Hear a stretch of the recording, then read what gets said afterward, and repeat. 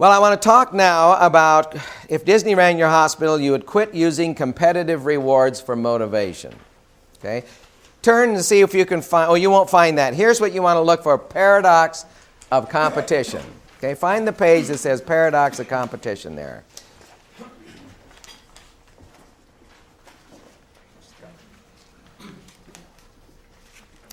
I'm going to key off of Stephen Covey's notion here that you can't have the fruits of cooperation from a paradigm. That means a belief system that thinks everything works better and you become more excellent and off of a paradigm of competition. Now, the paradox I'm talking about here is that there is no question that competition does sharpen people's drive, motivation, but it isn't universal with people. The basic drive of some personalities is competition. Their whole drive in life is competing against other people. You know, I suspect Andre Agassi is a good example of a person who spent his whole life competing against other people. And I would think also in terms of certain kinds of scholastic things, you can spend your whole, right up through to a PhD trying to be the number one on every test, and you are basically competing against everybody else.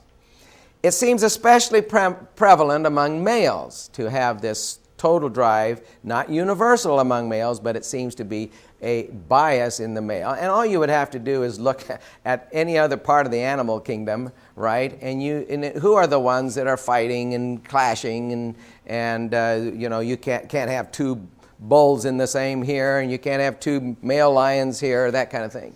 So that competition is somewhere at a very fundamental level. It is true in human nature, just like some of our other needs and drives are at a very fundamental level. But the paradox is that unbridled, this is something like fire. It's warm when it is used rightly, and it burns when it isn't. And most of us know that instinctively, like some of our other drives and instincts. We have to decide where is it okay and where is it not okay. Where does it work and where does it not work? Because it can be both destructive in one context and it can be quite fun and invigorating in another context. So it's very hard to be just blanketly on one side or the other of that competition model. Last night, Paul, our videographer, this is Paul Zank who's been filming this. Last night, he and my wife and I went to see Miracle. Any of you seen Miracle? Just down here at the Century Theater. Well, that should be your assignment going out of here, I think, because it is all about how do you get a bunch of people who are prima donnas coming from different teams, they're all individually talented and individually competitive with each other. How do you take a bunch of people like that and weld them into a team where they are unselfish and they are sharing the glory, sharing the limelight, sharing who scores, and it doesn't matter anymore who scores. It just matters that you do score.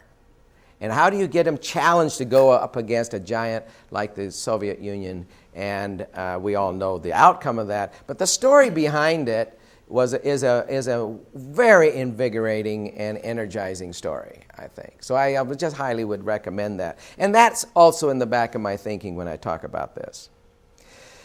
An interesting study was done on the psychological difference between people who got different kinds of gold medals. So what psychologists had done is they went back into Olympic records later in life. That is, people who won medals many years ago and now they're successful in their careers. And they went to them and they talked about how this medal shaped their thinking and their careers.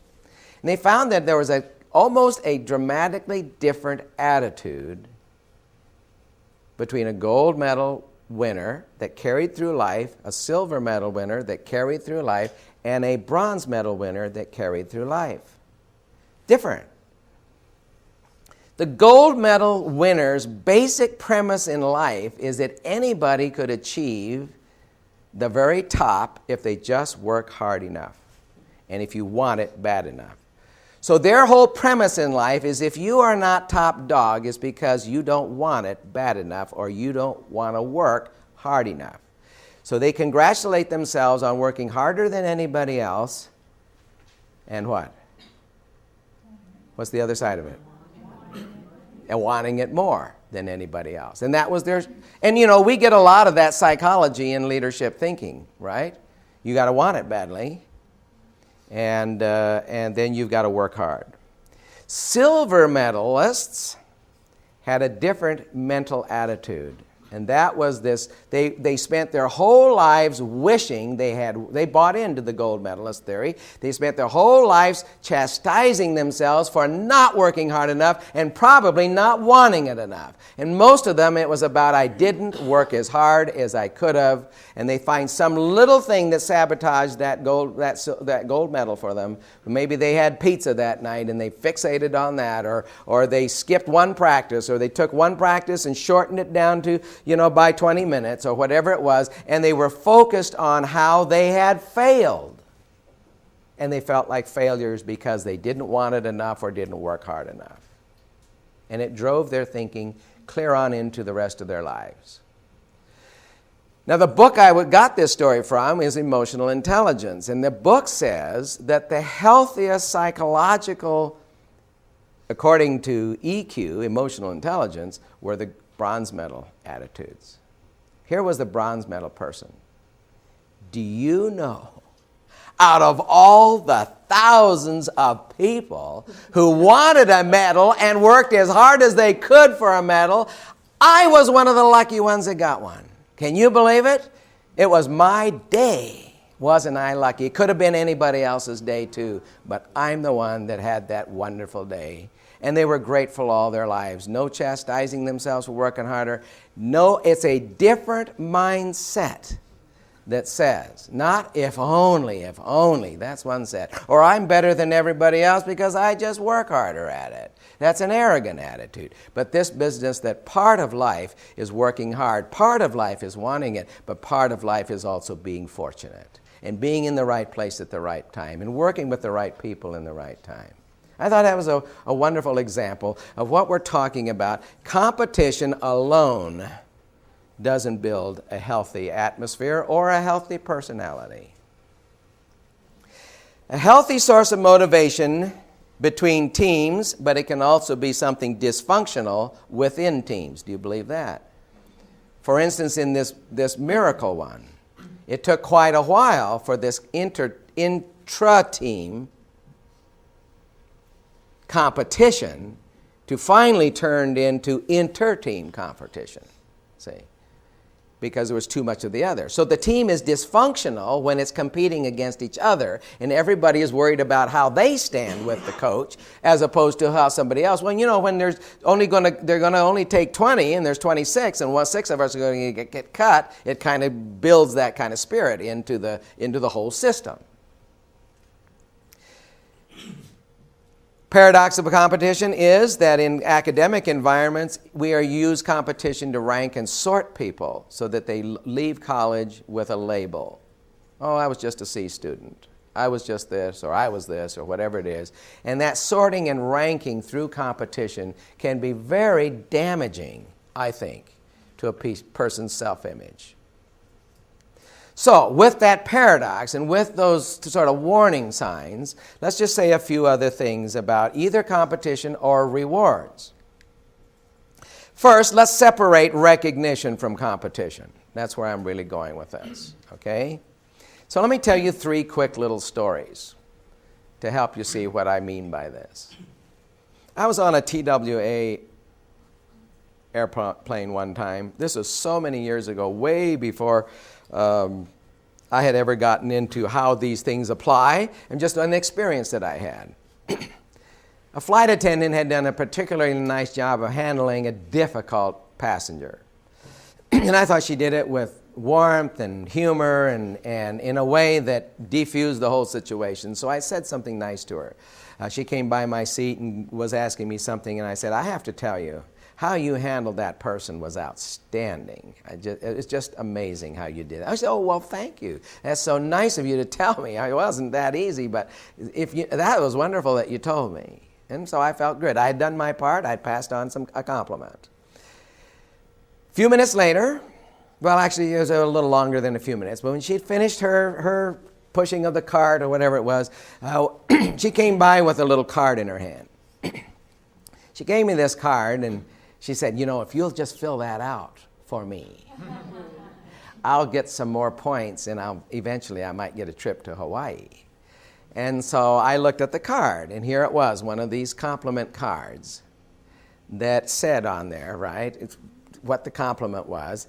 And what bothered me about this was her saying, if you fill this out on me, I will get points so that I can go to Hawaii. And in that transaction, this customer thought, whoops, what went wrong there? At the time, I didn't analyze it, but I felt it intuitively. It's like those fleeting thoughts that go through. And you think, well, I'll do what she would like me to do. But suddenly that whole transaction had become minimized. Don't you agree? It had become trivialized. It had become trivialized by the notion that you might have done that for this reward, and not because you're just a great person handling people. Or you're a great person handling people, and by the way, give me a reward for it. Either way, I'm bothered by that. There's a wonderful book. If you have a reward and recognition team or committee that's been assigned the job of trying to figure out what kind of rewards or recognition we want to have here, how do we want to adapt or change other ones, most hospitals are in the process of either changing systems or getting new ones going that they didn't have before, or questioning the ones that they have, then I would suggest that at least one person, the chairperson of that team, and possibly several others, read this book. And I think it might be on the next slide. It's already on the next slide. So it's Alfie Kohn's book, Punished by Rewards. You don't have to write it down. I've already put it there. But I'm going to back up to this slide again. This little story appears in that book. That's why I just want to give credit to where I heard this. He gives this little parable. An elderly man was out in his garden, weeding the garden out by his house, and there's a little picket fence. And on the sidewalk came 3 boys from school, and when they saw him over there, one of the boys made a silly remark about him, and then they all laughed, and then they stood there, and another boy called out some kind of an insult that was even bolder, and then they laughed and ran away. And the man heard it. They made sure he could hear this insult that they had said, these kids. Next day they came back, and since he hadn't done anything the day before, they got a little bolder, and they stood a little longer, and they hurled a few more insults. And he did nothing. He just ignored them because, you know, I think he might have been somewhat of a psychologist with this notion. If you ignore bad behavior, what might happen? It'll go away. So he ignored it. Well, it didn't work. Day after day they came by, and they would always get there as almost as if now they couldn't wait to get out of school and go to insult this guy who never reacts. And they would laugh and finally leave. Well, he said, well, that's not working. And the reason I say he must have been somewhat of a psychologist is that he understood another concept, and that is this one. You can extinguish the behavior with a reward. Here's how he did it. The next day when these boys came by, he went over the fence, and they started to run away. He said, no, come back. And they came back, and he said, no, I just want to tell you. They had a fence between them, so they figured they could get away. And he said to them, he said, you know, I have gotten to really like your insults. I mean, I can't say I like them, but they're so funny. Where do you guys come up with this stuff, you know? He said, I sometimes think, now I forgot what they said. And then you come by, and that's what they... So would you please keep coming? And just to make sure you keep coming, whenever you come by and you hurl insults at me, just so I can enjoy listening to them, I'm going to give you each a quarter. And he said, just to show you, he gave them each a quarter. Well, the next day they came by, and they had 2 or 3 more boys with them now. They had several boys, right? And they all were, and they all shouting these insults. Where's our quarter? He came back up and gave them all a quarter. Next day, it was a pretty big group coming through, you know. Now there's some girls joining the group, and everybody's going to come down and get a quarter. So they're all out there saying their insults to this old man. He comes up to the fence. He says, this group has gotten so big. I'm really sorry. I can't afford to give everybody a quarter. But I do want to reward you, so I'm going to give you all a penny. Well, if you think we'll do this for a penny... And they never did it again. Now, I had an experience almost exactly like that story. You know, it's a little parable, obviously, but there's a psychological truth that I'm trying to get at that's hard to state. I had told a hospital that was working on rewards and recognition, I told them, please don't attach any rewards whatsoever to recognition that is given to people for anything like compassion and kindness. Just don't do it. You will ruin their motivation for doing it. And even if you don't ruin their motivation, you raise the specter in everybody else's suspicious minds, and all the skeptics and all the cynics will win the day in the end and make fun of the people who win your rewards. You just can't do that. I had warned them.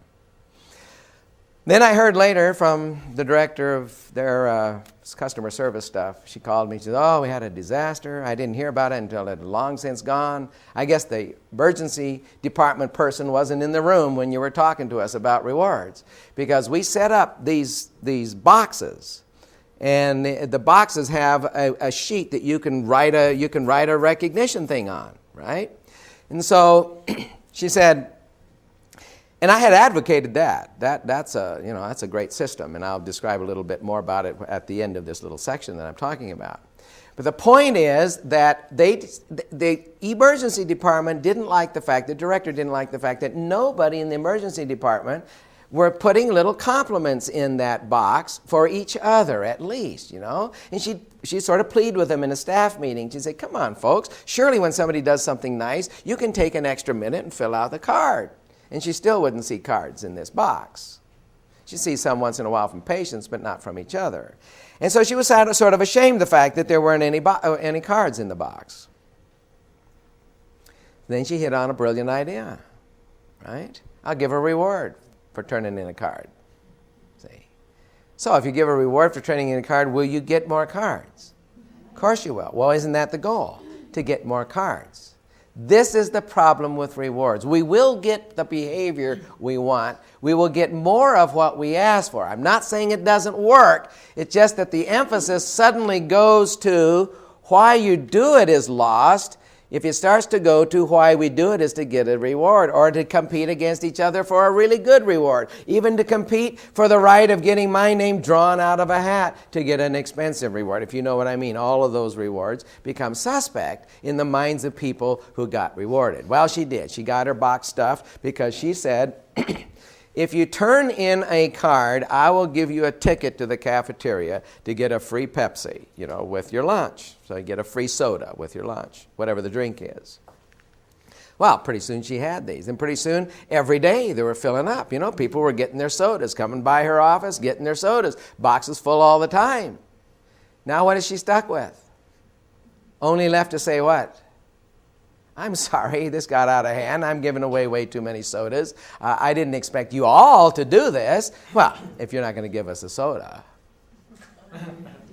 why would we do this anymore? They had totally lost track of the reason. You want a soda? Yeah, here you go. Write a card. Put that in the box. Do you see how easily reward systems get cynical? People get cynical about them, and they can be easily ruined. So easily, in fact, it's so subtle a thing. And we live in a culture that is so driven by rewards. And when you read a book by Jack Welch, for instance, who ran General Electric with the most competitive system, and it was a great company in its day. It's really lost its luster now. And it wasn't necessarily because he's not president. It actually started way before he retired. That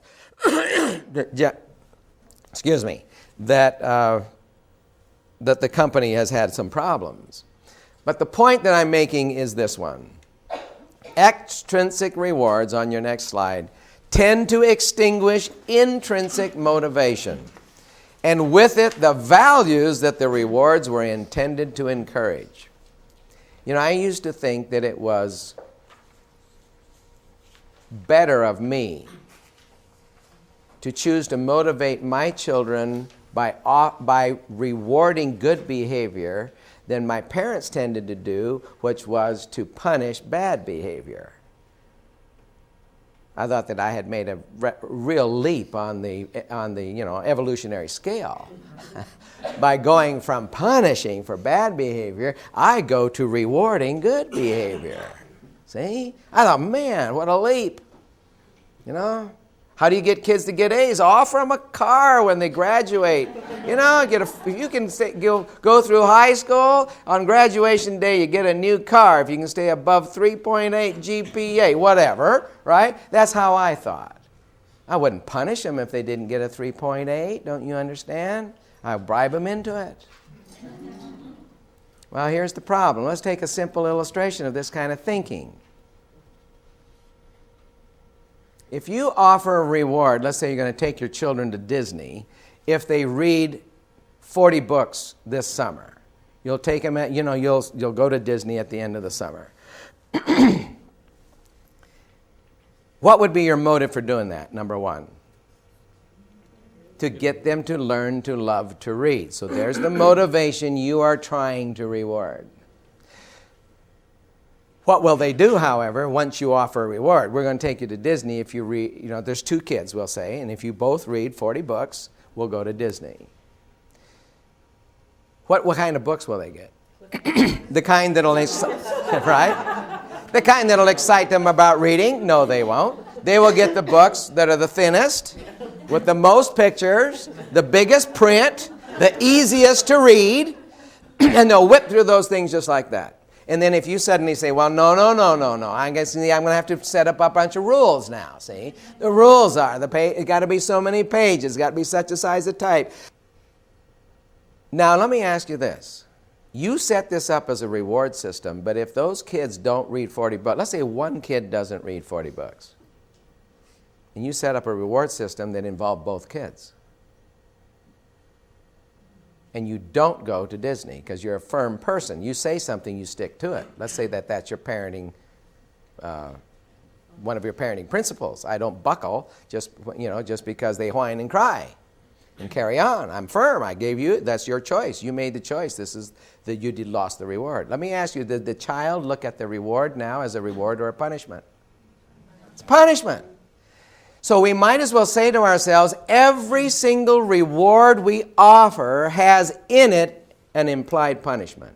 There is no difference. That's why the title of his book is Punished by Rewards. If you don't get the reward, my wife had a whole bonus system set up for what would go into the bonus. 5% for this, 15% of your bonus is based on this, and this, and if we score all of the things and get all of these things, right? Well, on one little section on community effort, that is, what did you do out in the community, right? She didn't make her bonus in that section, which means she didn't get her full bonus. Now, what I want to ask you, what was the focus of all her thoughts when she found out she didn't get the bonus? I what? Failed? Did this feel like a reward? She got like 95% of her bonus, but did the whole bonus feel like a reward to her, or was she focused on the part of the bonus that felt like a punishment, right? See how easy, I'm only saying how easy it is for us to think there's a difference between rewards and punishments, and there really wasn't much difference between telling a kid, if you don't get your homework done, you will not watch TV. What's the difference between that or, if you get your homework done, you get to watch TV? But we seem to think, or I once thought, there was a big difference in that approach. So with those comments and thoughts, let's just add a couple of others to this notion. What is gained, I would ask, by searching only to reward the best and not the rest? It makes all but one feel like losers. Is that what you really want in your team? I can't imagine my coach. If I had joined a tennis team, I can't imagine my coach wanting to make me feel like a loser on that team. I just don't think that'd be in his personality to do anything that would make me feel that way. It hampers teamwork. It fosters jealousy, rivalry, and sabotage. Those things happen. Don't you think that happens within the team if we foster that kind of thing? Now, let me ask you this also. Rewarding only those who go above and beyond. We say, well, what about those who go above and beyond? Don't they deserve some kind of recognition?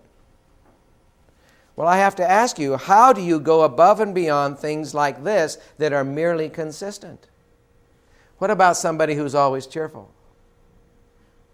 So they're not going to get spoken to about that steady cheerfulness that they come to work with every day because they never did something kind of outrageously special for somebody, and then they want to send them flowers for it. So if they didn't do that, they don't get caught in your reward system at all. See? Doesn't that make you think twice as a manager about what are you rewarding and why are you rewarding it? What about people who are always responsible? You can just count on them. I mean, they would not think. My sister was a nurse in a doctor's office. And you could get so busy and you have all these people that you said you would call back before the end of the day, that you had promised, oh, I'll call you at the end of the day, I'll call you about 4, whatever it is, and you're backed up and it's time to go home. Well, you know, she would conscientiously take that list and what that call was about, and she would go home and she would call that evening. She would not dare think to just leave her work at the office and say, well, you know, time's up, 5 o'clock, I go home. Because why? She is so consistently a sense of responsibility. If she promised somebody, she will live up to that promise. So the people who always live up to their promises, because that is not above and beyond, do they hear nothing? Do they not also need the recognition that comes with being appreciated for doing that? And then finally, those people who are always dependable, much like responsible. When you ask those kinds of questions, you have to ask, what are my rewards for? If it gets more behavior for the wrong reason, it's not good. If it makes other people feel like losers so one can be a winner, that's usually not a good thing. If it makes other people jealous instead of proud of, that isn't working.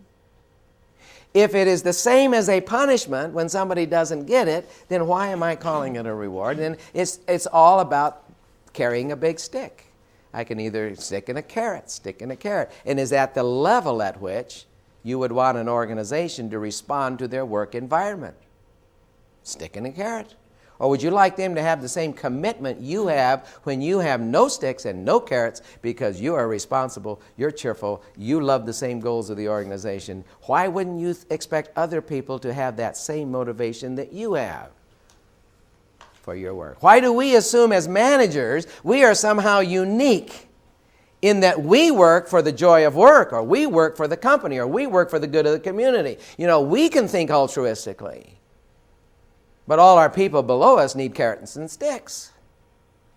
It insults and depresses, I think, the people who are just like you, who would work from commitment instead of compliance. It's that compliance thing. And to go from good to great, it would mean to me going away from compliance toward a culture of commitment. And if you want honest, heartfelt commitment, you have to question a paradigm of competition and a system of rewards and punishments, because that goes with a culture of compliance. Just like you would say in a home, we have a culture of obedience in this home. That's the same, culture of compliance.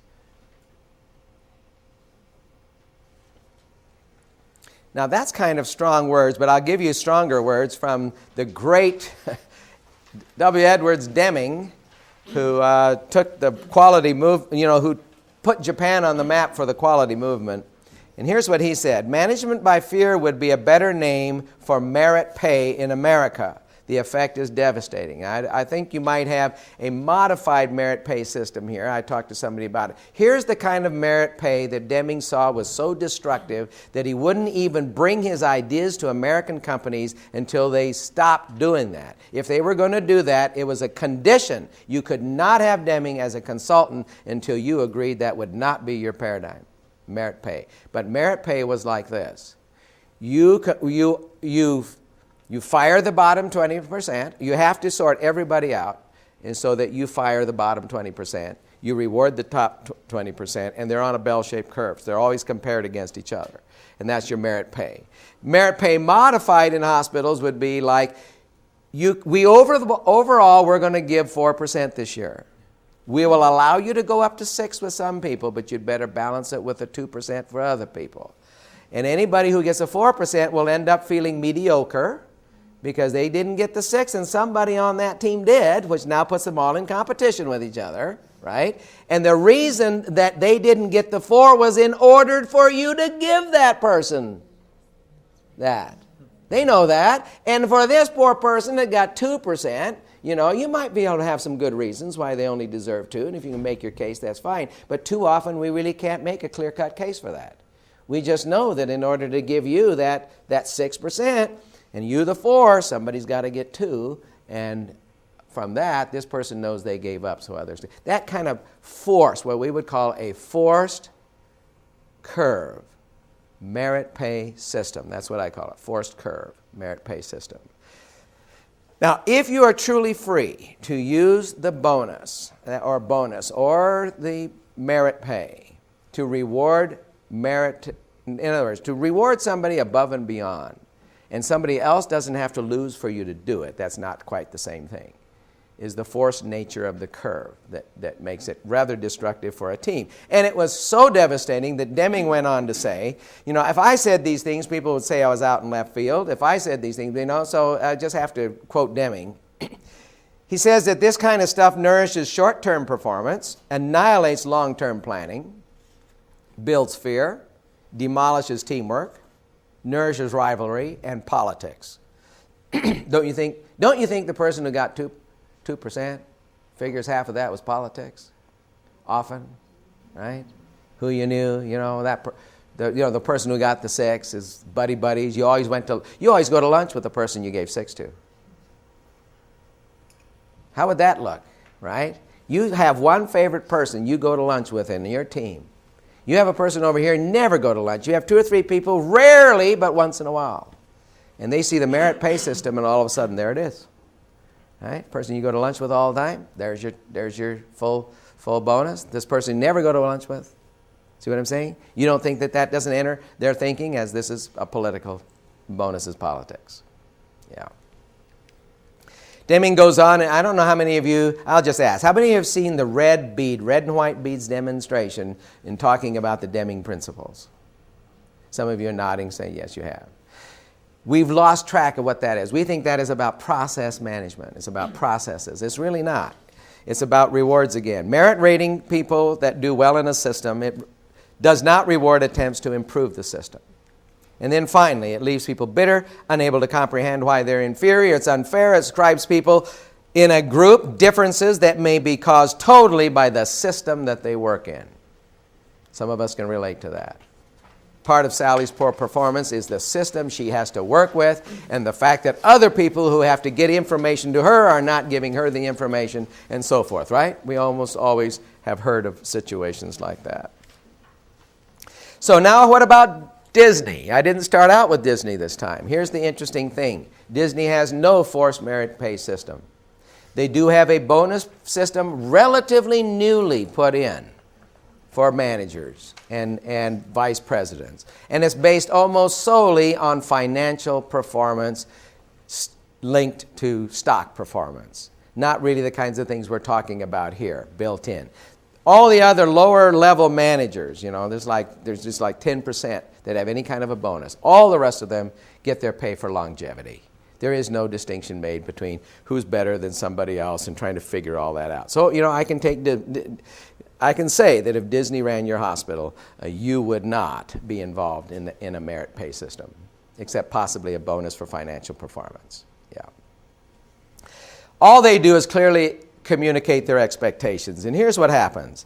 If you you call it the Disney way. Essentially, the Disney way is to say, this is the way we do things here. This is what you will be evaluated on here, just to keep your job. And if that's the case, then wouldn't you say that it's required? And if it's required, then it has to be managed. And that's our chain. That's our chain of logic. Expectations, this is the way we do it. That must mean it's required. Well, if it's required, then it's got to be managed, or it's not really required. The added bonus Disney has by creating a culture of disciplined people, the bonus is that the manager gets this peer influence effect. that not only helps other cast members feel out of place when they don't practice the standards, it puts pressure on them, and it actually helps the manager manage because the employees are wholeheartedly behind it. See? They're not whining about the rules and regulations. Instead, they're making it difficult for the people who go contrary to the culture, for the cynics, to remain in the culture. And that's our clue right there. Now here's that feedback system that I had suggested. Here's what I like, and believe me, I'm not here to tell you to do this so much, but I'm going to give you the elements that I think really make this work. I have seen where people use this, hospitals who use this, 15 years, 10 years later. I think we first did this 15 years ago at Florida Hospital. For 15 years, this system has worked beautifully. And in the hospitals that it's been in, and how does any system last for so many years? Well, it has to be trusted as being valid, and it has to probably have no rewards attached to it. And so all it is this. We have two cards beside the box. We have one that's a suggestion, and it does say, is this a suggestion to save money, improve efficiency, boost morale, or what? So we do have a little check boxes on what this suggestion is about. But as far as the compliment card goes, it's an open compliment. Whatever it's about, fine. People don't have to peg it into a certain box because after all, if you're just saying somebody's wonderful, nice, and warm, and friendly, and compassionate, what box does that go in? See, so so you just do that, and here's what happens, and this is the secret of it. If all we did with this card was let's say that I wanted to give Meg a compliment, and so I write a card, and I put it in the box, and all it does is go to Meg. Well, Meg's a bad example because she's CEO. We'll say it goes to Patty. Okay, and so yes, you could. Yes. I'll explain in a minute why that wasn't a good example, but you're right, of course. And so are physicians not only not above, but I think it can shape physician behavior and feelings about the place and everything to get compliments. Yeah, sometimes we think that you sort of reach a certain level at which the lower people can't compliment the people on the top of the pyramid, which obviously is false, because all you'd have to ask is, how much would you value a compliment from somebody that's making less money than you are in the organization? It doesn't make any difference where a compliment comes from. That's true. But if all this is a mail service, we haven't got much, because I can call Patty up and say, thanks a lot, Patty, for doing all that you've done for me, and hang up, and that's the same thing. What's the difference if I write it? What makes this work is simply this. Every compliment card goes to the CEO. The CEO signs it, reads everyone and signs it. Gets to know people's names, gets to know people who are getting complimented all the time. CEO simply sends that back through the chain of command so that a vice president, then the manager sees it, and then by the time the employee sees it, here's got the signature of the CEO, the employee has received that, and the employee say, wow, they've heard about me up there. And the CEO has a wonderful reason to do rounds once in a while, right? Is to take 3 or 4 of these and say, I'm going to make a round and I'm going to look up so-and-so. I'm going to look up so-and-so. I'm going to hand them the card and say, good for you. Thank you for being the kind of person that gets us this kind of feelings from our patients. You're just what we need, that kind of thing, right? Now, let me ask you, if you received a card that had the CEO's signature on it, and possibly even the CEO say, keep up the good work in his or her own handwriting, let's say that you got that. Will I improve the rush that you got by offering you a coffee mug for getting it? No. Would I somewhat diminish it? Yes, I would. If I said, now wait, folks, this is so much fun, let's see who gets the most. You see where we're going with this? And so now you're all going to compete a little bit. No, I only got 3. I got 25 already. Oh, for Pete's sake, how did you do that? I can't believe it. It's got to be a joke. All of a sudden, we've gone down the wrong path, right? With good intentions. What were our intentions in doing it? We mustn't forget what were our intentions. Intentions were good. Get more compliments to each other. That's a perfectly good reason to offer rewards. It's just that rewards will get the compliments for the wrong reason, and then we ruin the system. That's the problem.